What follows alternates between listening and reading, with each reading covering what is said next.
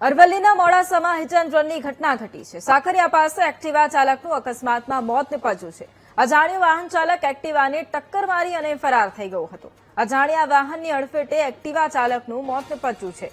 પોલીસે અકસ્માતનો ગુનો નોંધી અને તપાસ પણ હાથ ધરી છે।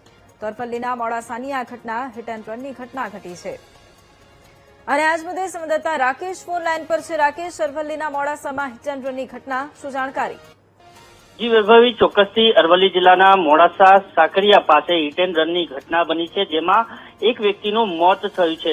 થ્રી વ્હીલર એક્ટિવાને અજાણ્યા વાહન દ્વારા ફૂલ ઝડપે ટક્કર મારતા એક વ્યક્તિનું મોત થયું છે। અપંગ બાબુ તરાર અને Umesh Khant three wheeler Activa લઈને જઈ રહ્યા હતા, તે દરમિયાન અજાણ્યા વાહન દ્વારા પાછળથી ટક્કર મારતા 30 ફૂટ જેટલા ખાડામાં ખાબક્યા હતા। આ એક્ટિવા ખાબકતા પાછળ બેઠેલા એક વ્યક્તિનું મોત થયું છે।